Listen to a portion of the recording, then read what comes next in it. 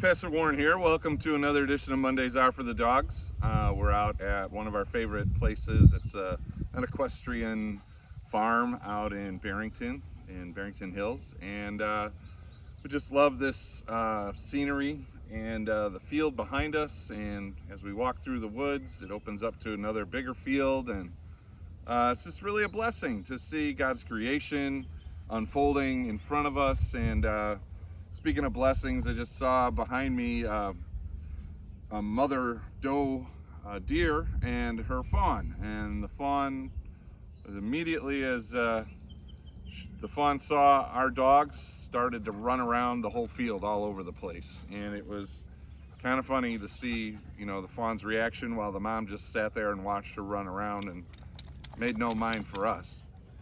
But yeah, just wanted to keep talking about blessings that I spoke about in church over the weekend, and just reminding us that it's important for us to realize our blessings that we get from the Lord and that are available to us each and every day.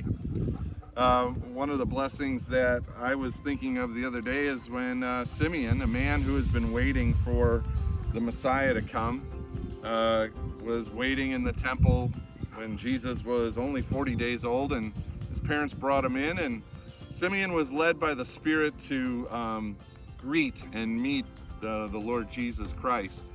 And he was so blessed, he felt so blessed by seeing Jesus as a baby, the one who he had waited for, that he took Jesus in his arms, and Scripture says that he blessed God with a very beautiful song, Lord, now let your servant depart in peace. Your word has been fulfilled.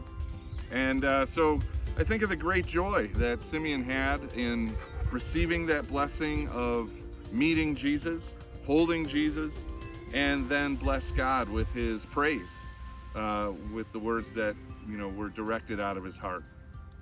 And, friends, I just wanted you to be reminded that the Lord does bless us as well. And it's a very familiar passage in Numbers where Aaron was leading the people of Israel.